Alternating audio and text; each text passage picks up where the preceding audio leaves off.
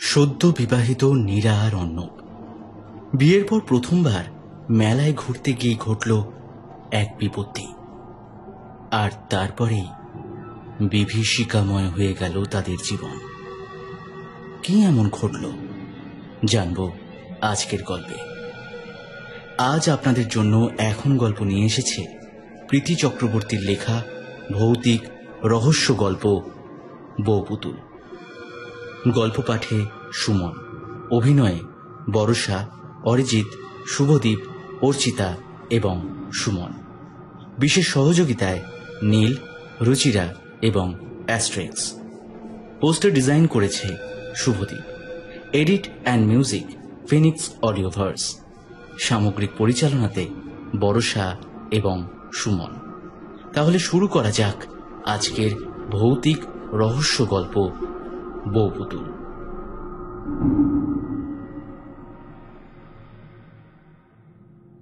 নীরার এই 1 মাস হলো অর্ণবের সাথে বিয়ে হয়েছে।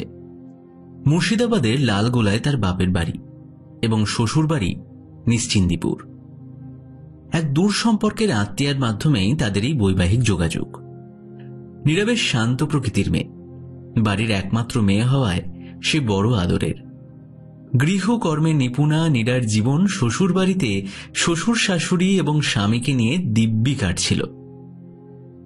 বৈশাখ মাস পড়তে চলেছে। চৈত্রের শেষে নিশ্চিন্দিপুরে চড়ক পূজার বেশ বড়সড় আয়োজন করা হয়। পশ্চিমবঙ্গ, ত্রিপুরা এবং বাংলাদেশের হিন্দু ধর্মাবলম্বীদের অন্যতম গুরুত্বপূর্ণ লোকোৎসব এটি। বাংলা পঞ্জিকা অনুযায়ী প্রতি বছর চৈত্র সংক্রান্তিতে, বা বলা যায় চৈত্রের শেষ দিনে, এই পূজা অনুষ্ঠিত হয় এবং বৈশাখের প্রথম 2-3 দিন ব্যাপী চড়ক পূজার উৎসব চলে। এই পূজা চলাকালীন বিশেষ মেলা হয়, তা চড়ক মেলা নামেই পরিচিত। গত মাসে বিয়ের পর এই প্রথম নীরা নিশ্চিন্দিপুরের চড়ক মেলা দেখতে এসেছে। সারা মেলা ঠিক ঠিক করছে মানুষে। বিভিন্ন তেলে ভাজা, সাজের জিনিস, তালপাতার তৈরি বিভিন্ন শিল্প এবং বাসনপত্রের দোকানও বসেছে সেখানে। নীরা তার শাশুড়ি মা এবং অর্ণবের সাথে এসেছে। ওদের বাড়ি থেকে মেলা চত্বর প্রায় অনেকটাই দূরে। সেখানে বেলা হলে রিক্সা পাওয়া দুষ্কর। আর সত্যি বলতে রিক্সা পেলেও তারা সব জায়গায় যায় না। কিছু ধরা বাঁধা নির্দিষ্ট জায়গায় রিক্সা যাতায়াত করে। একমাত্র টোটো রিক্সা পাড়ায় চলাচল করে। তাই তারা একটু বেলাবেলি বেরিয়ে পড়ে। কি বিশাল আয়োজন! প্রায় 2টো বড় মাঠ সংযোজন করলে যতটা বড় হবে ঠিক ততটাই বড় সেই জায়গাটি। তাদের পৌঁছতে অবশ্য বেলা গড়িয়ে বিকেল হয়ে যায়। তবে এখানের পরিবেশ বেশ মনোরম। অনেকেই গরম গরম জিলিপি কিনে খাচ্ছেন। পাশ থেকে এক বিক্রেতা ভেঁপু বাজিয়ে শিশু ক্রেতাদের দৃষ্টি আকর্ষণ করছে। মাঠের একধারে নাগরদোলাও হয়েছে। নীরা প্রথমে কিছুটা ভিড় এড়িয়ে থাকে। পরে অবশ্য সুযোগ পেয়ে তারা সেই চড়ক গাছটিকে প্রণাম করে মাথা ঠেকিয়ে আসে। সন্ধ্যা হওয়ার সাথে সাথেই ভিড় ক্রমশ বাড়তে থাকে। নীরা কিছু কাঁচের চুড়ি কিনেছে, সাথে বাড়ির কিছু ব্যবহারিক জিনিস। ঘুরতে ঘুরতেই হঠাৎ মেলার শেষ প্রান্তে এক বৃদ্ধকে দেখতে পায়, যিনি কিছু মাটির পুতুল ঝুড়িতে করে বিক্রি করছিলেন। সব দোকানে ভিড় হলেও তেনার কাছে অতটা ভিড় নেই। নীরা তার দিকে এগিয়ে যায়। বিভিন্ন রকম পুতুলে তার ঝুড়ি ভর্তি। বাঘ, ভাল্লুক, হরিণ, ময়ূর, সাথে শিব ঠাকুর, মা দুর্গা, রাধাকৃষ্ণ এবং আরো অনেক কিছু। কি সুন্দর সুন্দর পুতুল সব! ছোটবেলা থেকেই নীরার পুতুলের প্রতি একটা অদ্ভুত ভালোবাসা রয়েছে। সে ঝুড়ি থেকে পুতুল বাজতে থাকে। বাজতে বাজতে হঠাৎ চোখ যায় একটা পুতুলের দিকে।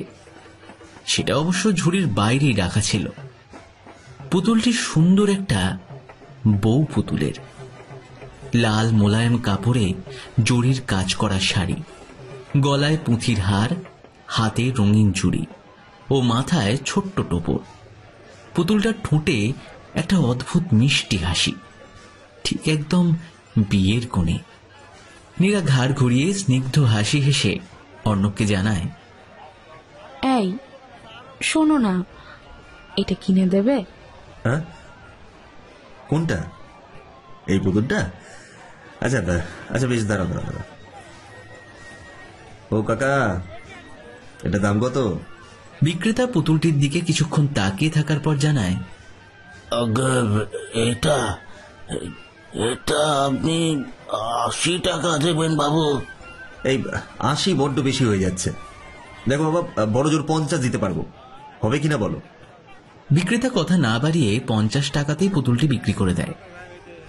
সে পুতুলটি একটা কলা পাতায় জড়িয়ে সুতুলি দড়ি দিয়ে বেঁধে প্লাস্টিকে করে দিয়ে দেয় নীরাকে। তোমার পুতুল তো হলো, এবার আমাদের বড্ড খিদে পেয়েছে। কি খাবে বলো তো? চলো ঘুগনি খাওয়া যাক। মা, আপনি খাবেন? হ্যাঁ হ্যাঁ, চল চল। অর্ণব নীরা এবং মাকে সঙ্গে করে এক ঘুগনির দোকানে ঘুগনি খেতে এলে সেই দোকানের একপাশে শুয়ে থাকা এক কালো কুকুর ঠাঁই দৃষ্টিতে নীরার হাতে থাকা পুতুলটির দিকে লক্ষ্য করে, সাথে অদ্ভুতভাবে একটা গড়গড় শব্দ করতে থাকে। এই বিষয়টা অবশ্য অর্ণবেরও চোখ এড়িয়ে যায়নি। কেন জানি না, কুকুরটিকে দেখে বেশ ভীত বলে মনে হলো। যেন যেন সে কিছু একটা দেখছে, আর হঠাৎ কেমন যেন ভয় কুঁই কুঁই শব্দ করে পিছুতে থাকে।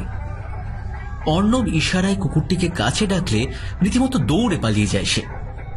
কুকুরটার অস্বাভাবিক আচরণে আশ্চর্য হয়ে যান ঘুগনি বিক্রেতা। সে বলে, দাদা দাদা, কিছু মনে করবেন না, আমার কুকুর আছে, নাম হলো ওর ভোলা। এমনিতে তো চেনা অচেনা সবার কাছে যায়, কিন্তু আপনার কাছে কেন গেল না কে জানে। এই চলো চলো, এবার ঘুগনিটা খেয়ে বেরোতে হবে। রাত হতে চললো তো, রিক্সাও পাবো না, এরপর হেঁটে যেতে হবে। আর দেরি করো না, তাড়াতাড়ি খাওয়া শেষ করো তো। অর্ণব দাম মিটিয়ে বেরিয়ে পড়ে। পথ চলতে চলতে নীরার বারবার মনে হতে থাকে কেউ যেন তার একদম পেছনে পেছনে আসছে। মাঝে মাঝে যেন তার নিঃশ্বাস টের পাচ্ছে। সে বারবার পিছনে তাকাতে থাকে, কিন্তু কাউকে সে দেখতে পায় না। বারবার থেমে যাচ্ছে দেখে অর্ণব জিজ্ঞেস করে, কি হলো? হ্যাঁ, বারবার থেমে থেমে পিছনে ঘুরে কি দেখছো বলো তো? না, কিছু না, মনে হলো। কথাটা শেষ করল না সে, আবার হাঁটতে লাগলো। সেই মেলা থেকে বেরিয়ে এসে একটা মোরামের পথ ধরে হাঁটতে থাকে তারা তিনজন। রাস্তাটি বড্ড নির্জন, তার মধ্যে আবার ল্যাম্পপোস্টগুলোতে আলো জ্বলছে না। একটাও জনপ্রাণী নেই সেই রাস্তায়, শুধুই তারা তিনজন মূল সড়কের দিকে এগিয়ে চলেছে। নীরার বারবার ওই অনুভূতি হওয়ায় আর থাকতে না পেরে অর্ণবকে জানায়, আচ্ছা দেখো তো, কেউ আমাদের পিছু নিয়েছে কিনা। আমার না খালি মনে হচ্ছে মেলা থেকে কেউ পিছু করছে আমাদের। একটু দেখো না। অর্ণব ঘাড় ঘুরিয়ে একবার পিছনে দেখে নেয় সত্যিই কেউ রয়েছে কিনা, কিন্তু কই, কেউ তো নেই। অথচ নীরার সত্যি মনে হচ্ছে সেই অন্ধকার রাস্তায় শুধু তারা তিনজন নয়, আরো একজন তাদের সাথেই হেঁটে চলেছে। কেমন যেন অস্বস্তিকর দম বন্ধ লাগছে যেন। তাদের কথোপকথন শুনে সীমা দেবী নীরাকে উদ্দেশ্য করে বলেন, আহ বৌমা, রাত দুপুরে এমন কথা বলতে নেই, এতে অপশক্তির জোর বাড়ে। আর পেছন ফিরে তাকাবে না। চলো চলো, বাড়ি যাই। সীমা দেবীর শাসনে চুপ করে যায় নীরা। অর্ণব সামনের দিকে একটা টোটো রিক্সা দেখে তাকে থামতে বলে। এদিকে কয়েক পা এগোতে গিয়েই হঠাৎ পা জড়িয়ে পড়ে যায় নীরা। বেশ চড়েই পড়েছে সে হুমড়ি খেয়ে। সীমা দেবী পিছিয়ে এসে নীরাকে টেনে তোলে। অন্ধকারে বোঝা যাচ্ছে না কোথাও কেটে গিয়েছে কিনা। সীমা দেবী জিজ্ঞেস করেন, ও বৌমা, হ্যাঁ তুমি ঠিক আছো তো? হ্যাঁ, আমি ঠিক আছি, কিন্তু পড়ে গেলে কিভাবে তুমি? জানি না মা, মনে হলো কেউ যেন পেছন থেকে ঠেলে ফেলে দিল। আহ বৌমা, এখানে আমরা তিনজন ছাড়া আর তো কেউ নেই, কে ঠেলে দেবে তোমাকে? ছাড়ো তো, আমার হাতটা ধরে তুমি সাবধানে এসো, টোটো দাঁড়িয়ে আছে। অর্ণব দূর থেকে কিছু বুঝতে পারে না, অবশেষে টোটোয় বসে সীমা দেবী সেই কথা অর্ণবকে জানায়। সব শুনে অর্ণব বলে, আর একটু দেখে আসবে তো, এরকম ভাবে কেউ হাঁটে? আর এই রাস্তায় আলো নেই কেন তা কে জানে।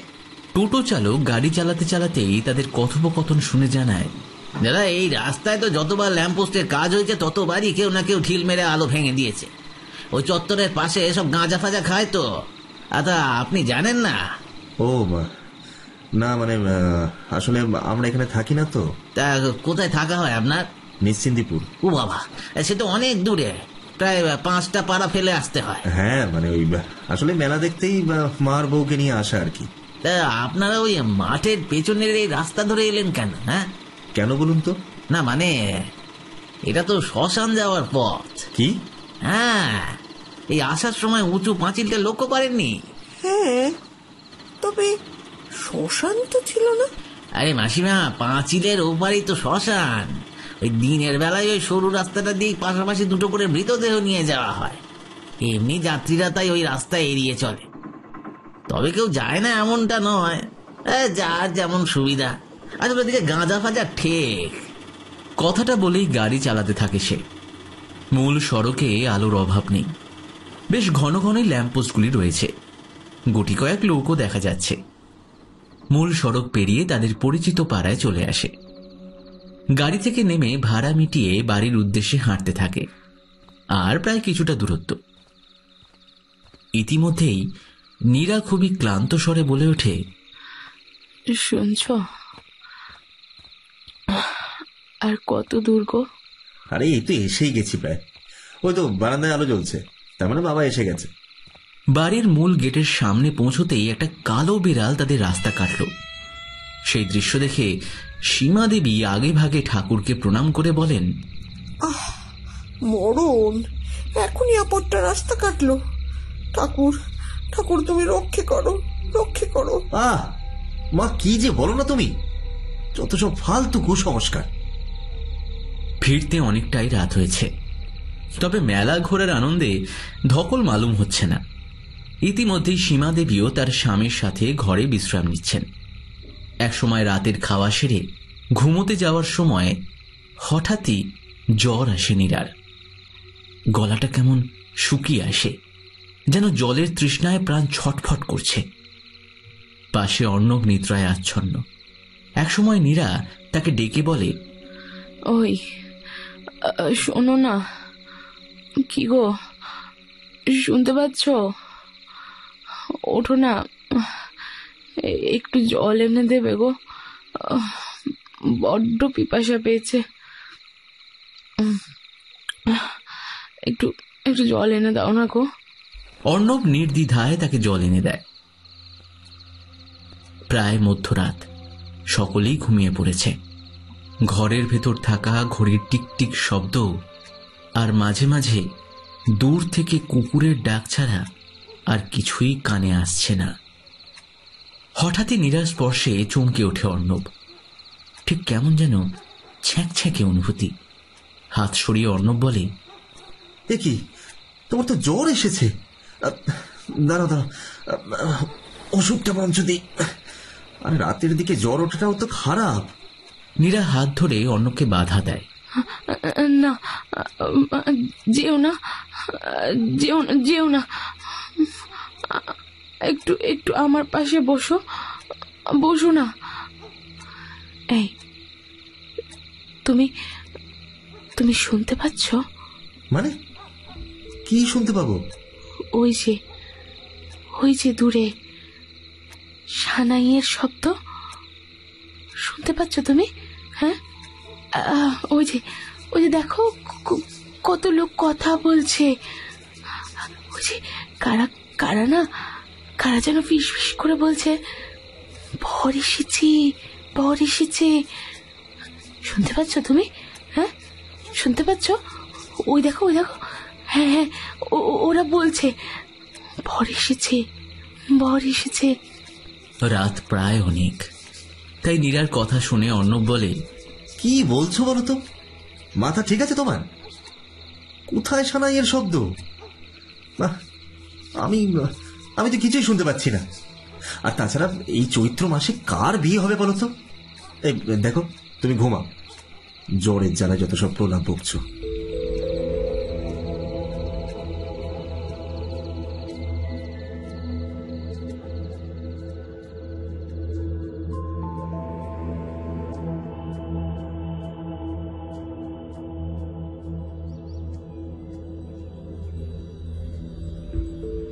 সময় গড়িয়ে সকাল হয়। রাতের সাথে জ্বরও কমে যায় নীরার। অর্ণবের আগেই ঘুম ভাঙে নীরার। সে বিছানায় চুপ করে বসেছিল।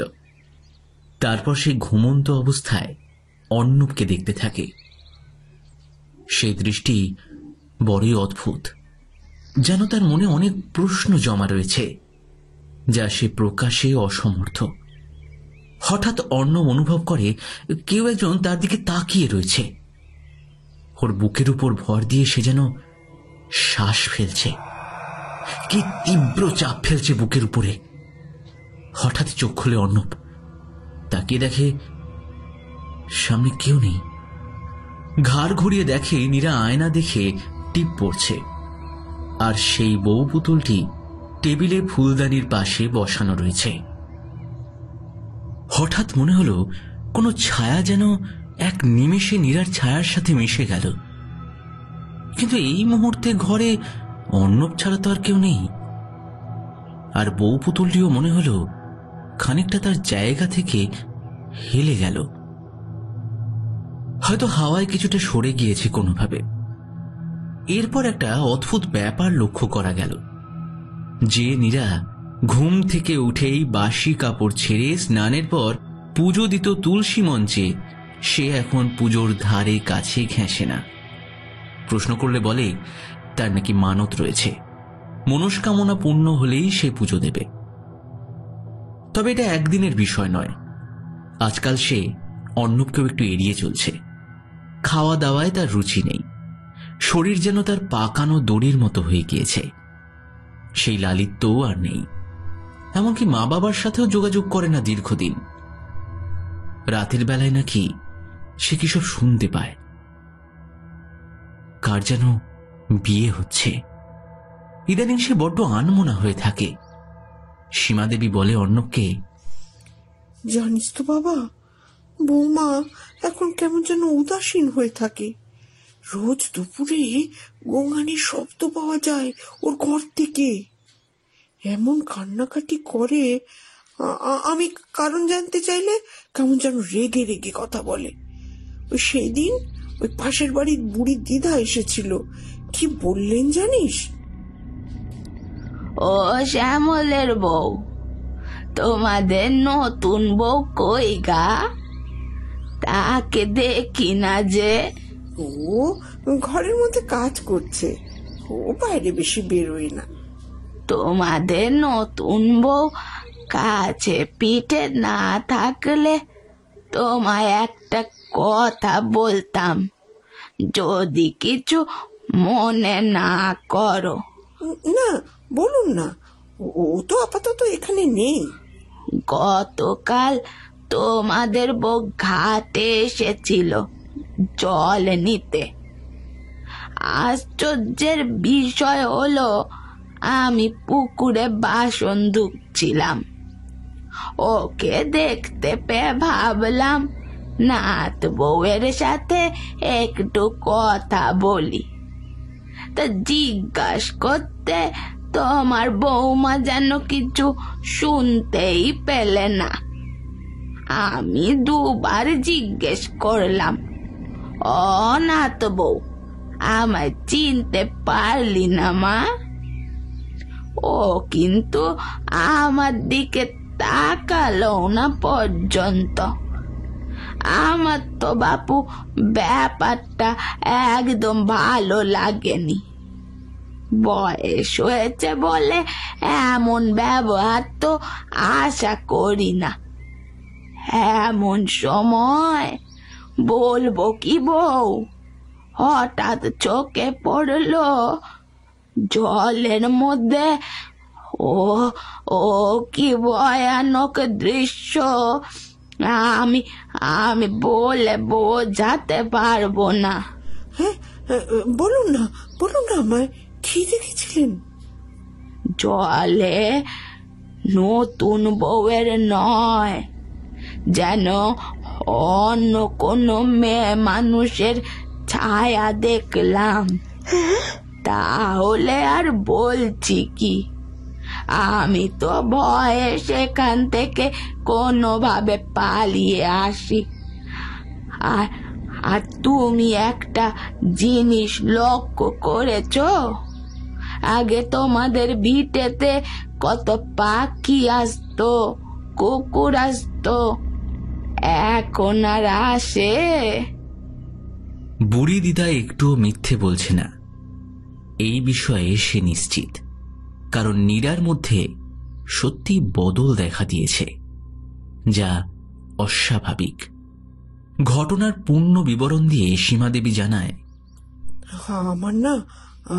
আমার না লক্ষণ ভালো ঠেকছে না রে। সেই দিন তোর বাবা বলছিলেন রাত্রে ডিউটি থেকে বাড়ি ফেরার সময় আমাদের উঠোনের ওই শিমুল গাছে তিনি দুটো আলতায় রাঙা পায়ের ছাপ দেখেছিলেন, যেন যেন কেউ আলতা পরে উঠোন থেকে নেমে এসে ওই গাছে উঠে গেছে। উনি না খুব ভয় পেয়েছিলেন। কি বলছো মা? তা তুমি আগে আমাকে এসব বলনি কেন? না, মানে তোকে বললে তুই আদৌ বিষয়টা বিশ্বাস করবি কিনা, যদি আমাদের ভুল ভাবিস, তাই। ওফ মা, ভুল ভাববো কেন? তাছাড়া আমি নিজের চোখে বৌমাকে সেই পুতুলের সাথে ভাঙা স্বরে কথা বলতে দেখেছি। তুই একবার বরং অতনু গোস্বামীকে খবর পাঠা, তেনাকে আসতে বল আমাদের বাড়ি। একমাত্র তিনিই পারবেন ওই অপদেবতাকে দূর করতে। তিনি তো আমাদের কুলগুরু মা ভবানীর একনিষ্ঠ ভক্ত। শুনেছি তেনার পায়ের ধুলো পড়া মাত্রই সব অশুভ শক্তির নাশ হয়। ছা বাবা ছা, তুই আর দেরি করিস না, অঘটনটা ঘটে যাওয়ার আগেই সব ঠিক করতে হবে তো। মায়ের আদেশের জন্য বরং অর্ণব এই অপশক্তির উপস্থিতি বেশ তীব্রভাবে টের পায়। শুধু সে এতদিন প্রকাশ করেনি। বুড়ি দিদাও তাহলে দেখল। সে এক রাত্রে বিছানায় শুয়ে থাকাকালীন ঘুমের ঘোরে পাশ ফিরতে গয়নার ছনছন শব্দে চোখটা খুলে দেখতেই চমকে ওঠে।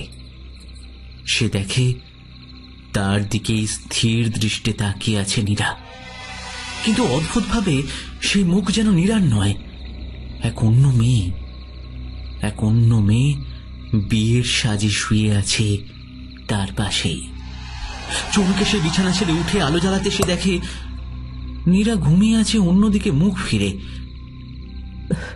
তাহলে সে কি দেখল? এতদিন তার মনে অনেক প্রশ্ন জেগেছিল, তার উত্তর যেন সে পেল এতদিনে। সে তাহলে ভুল দেখেনি, আর গতকাল রাত্রের ঘটনা আজীবন ভুলবে না অর্ণব। রাত তখন প্রায় 2 বাজে। হঠাৎই সে খেয়াল করে কেউ যেন তাকে ডাকছে।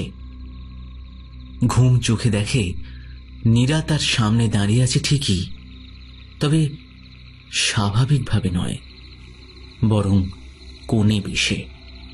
অর্ণব চমকে উঠে পড়ে, তারপর তাকে প্রশ্ন করায়। সে বলে, সবাইকে বলে দিও কোণে উপস্থিত,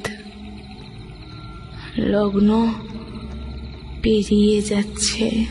কি বলছো বলো তো তুমি? তোমার তো আগেই আমার সাথে বিয়ে হয়ে গেছে, আর এখন এই মাঝরাত্রে এইরকম ভাবে সেজেছ কেন? প্রশ্নটি যে খুব একটা ভালো লাগেনি নীরার, তা তার মুখ দেখেই স্পষ্ট।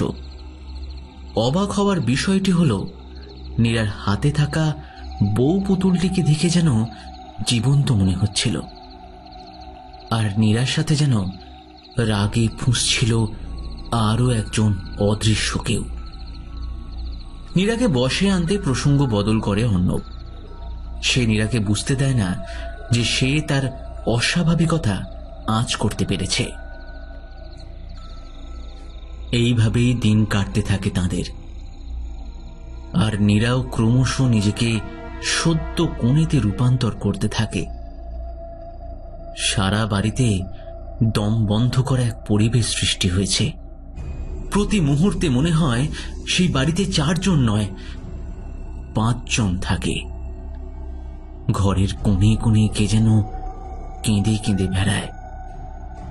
এই সব জানা সত্ত্বেও অর্ণব তার বাবা মা কেবল নীরব দর্শক হয়ে সবটা দেখতে থাকে। একসময় অর্ণবের পত্র পেয়ে বাড়িতে আসেন অতনু গোস্বামী। তখন বেলা গড়িয়ে প্রায় সন্ধে।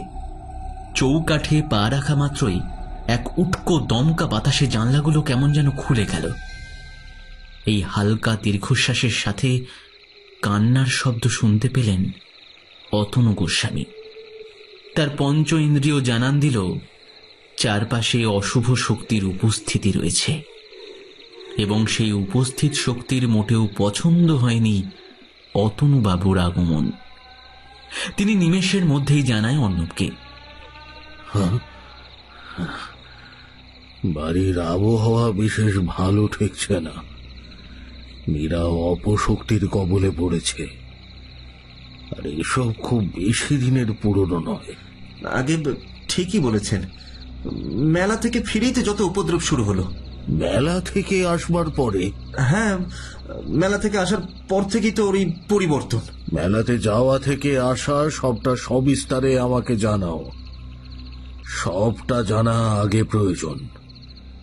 ওখানেই হয়তো লুকিয়ে আছে সব কিছুর উত্তর। অতনু গোস্বামী বাড়ির সামনের দাওয়ায় বসলেন। অর্ণব সবটা বলতে লাগল।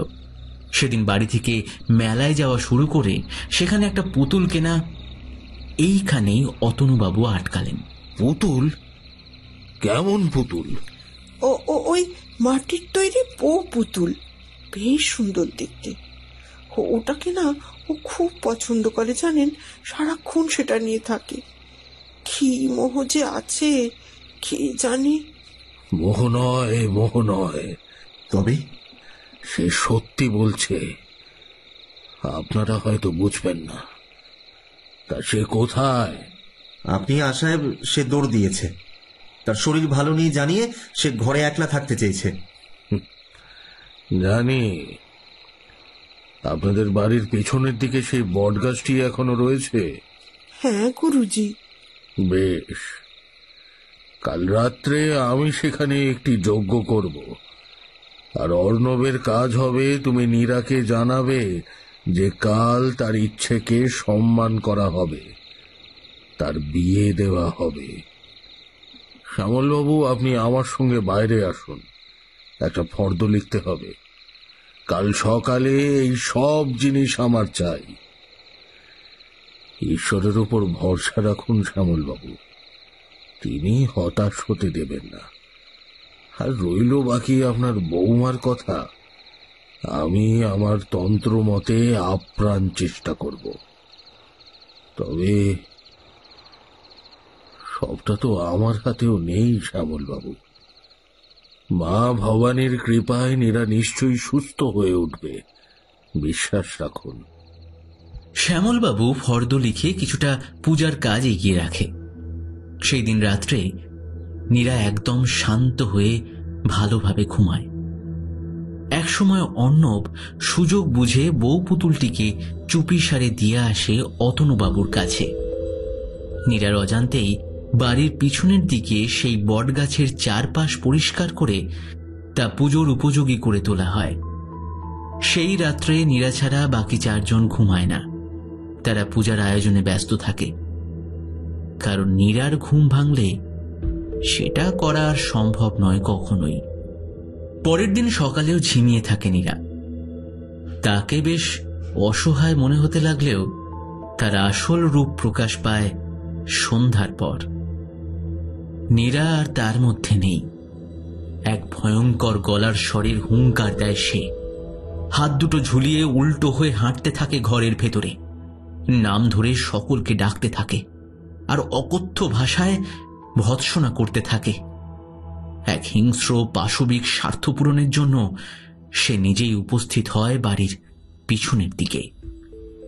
একসময় নিজের অজান্তেই নীরা প্রবেশ করে ফেলে এক বৃত্তের ভিতরে, যা পবিত্র বালি দ্বারা বন্ধন করা আছে।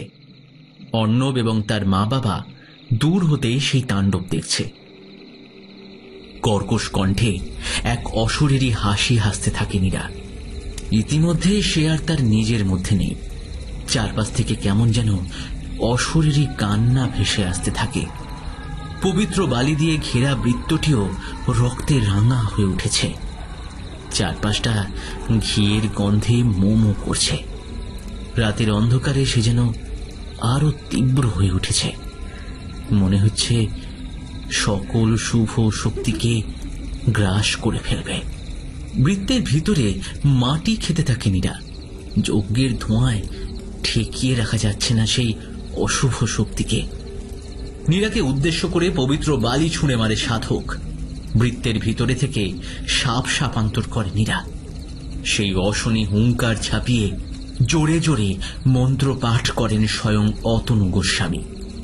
ওম কালী তারা মহাবিদ্যোতোষী ভুবনেশ্বরী ভৈরবী ছিন্নমস্তিকা চ विद्याधूमवती तथा बगला सिद्ध विद्या च ओम काली काली महाकाली तारा महाविद्यशी भुवनेश्वरी भैरवी छिन्नमस्तिका च। তিনি তন্ত্রমতে দীক্ষিত, মা ভবানীর এক কনিষ্ঠ ভক্ত। সে কি ভয়ানক দৃশ্য!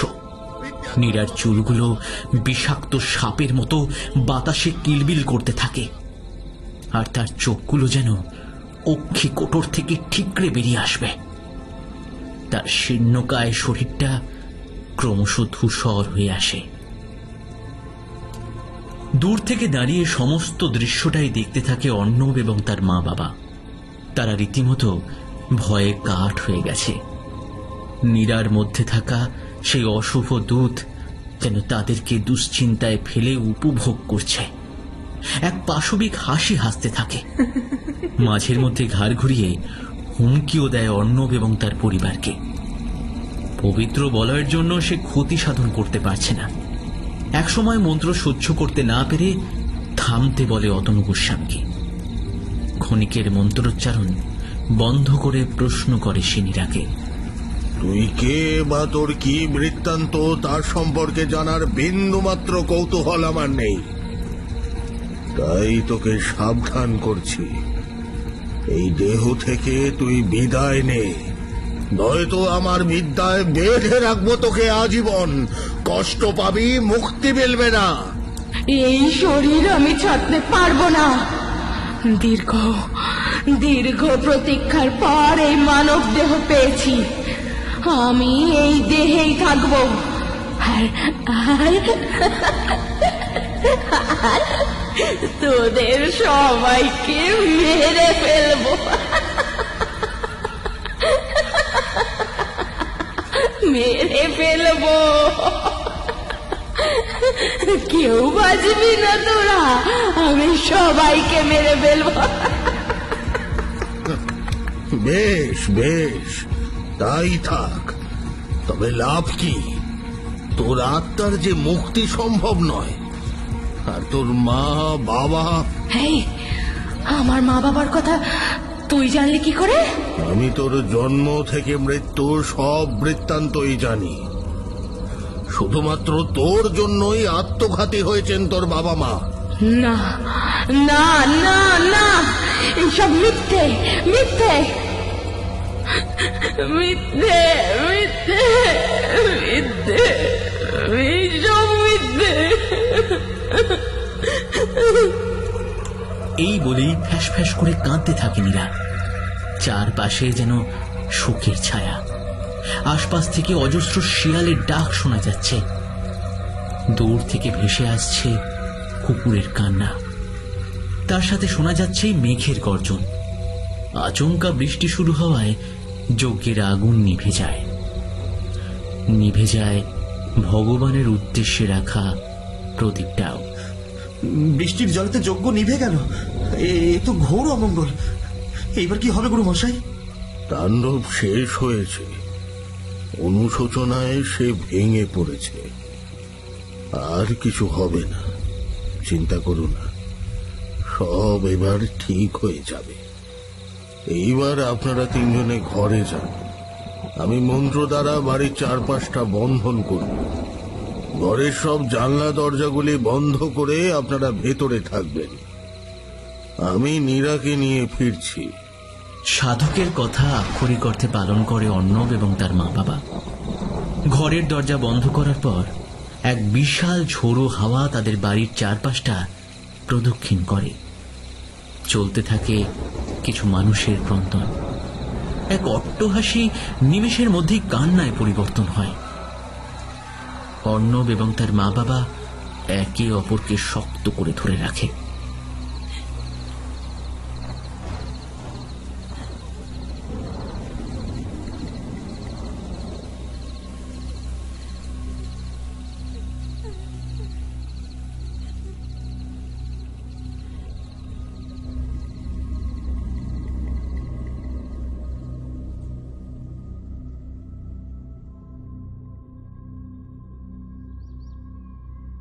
সেই অশনি রাত ভেদ করে আলো ফুটে ওঠে।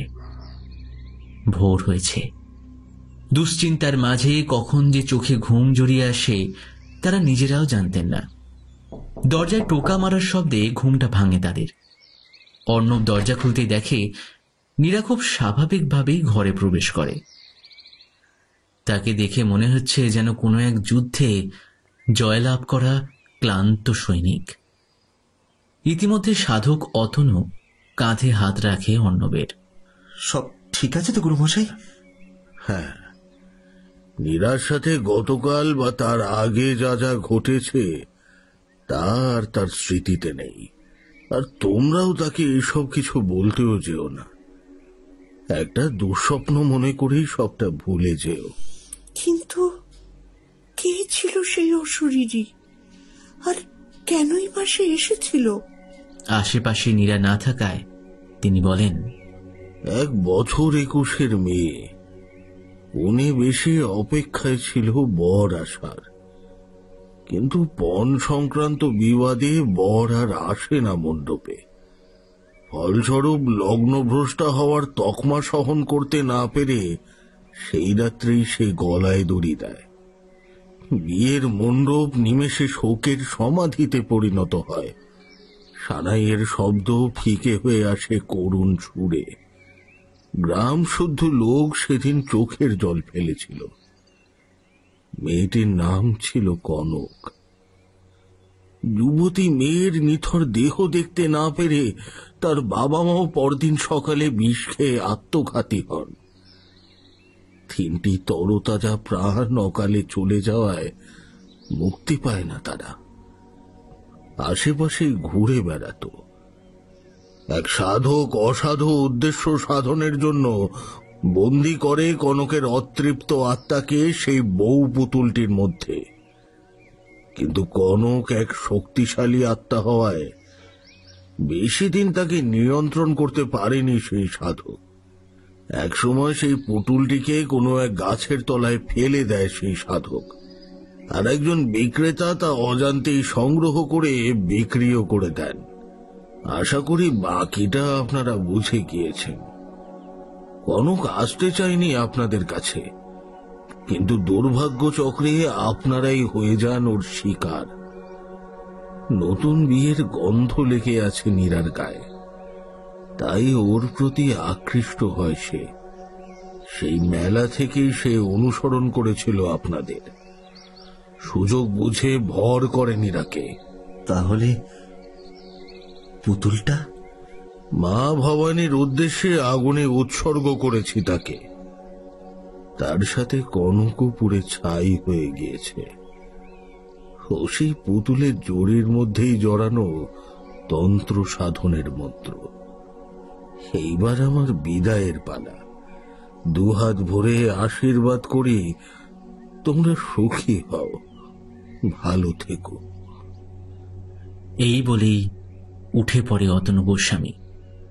তারপর ধীরে ধীরে বেরিয়ে চলে যান।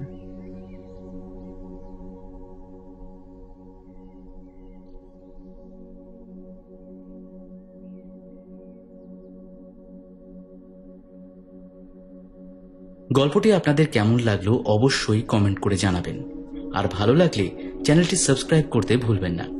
একটা দারুণ সুখবর রয়েছে আপনাদের জন্য। এখন আপনার লেখা গল্প শুনতে পারেন আমাদের এখন গল্প ইউটিউব চ্যানেলে। আপনার লেখা ভৌতিক, অলৌকিক, সাসপেন্স, থ্রিলার অথবা প্রেমের গল্প পাঠাতে পারেন আমাদের মেলের মাধ্যমে। এখন গল্প @gmail.com এই ঠিকানায়। কমপক্ষে 2টি গল্প পাঠাবেন। গল্পটি অবশ্যই মৌলিক এবং পূর্বে অডিও রূপান্তর হয়নি এমন হতে হবে। গল্পের শব্দ সংখ্যা হবে কমপক্ষে 4000। সাথে পাঠাবেন আপনার একটি ছবি এবং ফোন নাম্বার। আজ আমাদের সাথে ছিল আমাদের বন্ধু channel partners Rainy Tales, Apu দুর্গার পাঁচালী এবং বং স্টোরি সার্কেল। তাদের চ্যানেলের লিংক ডেসক্রিপশনে দেওয়া রইল। তাহলে দেখা হচ্ছে খুব তাড়াতাড়ি আগামী গল্পে। শুভরাত্রি।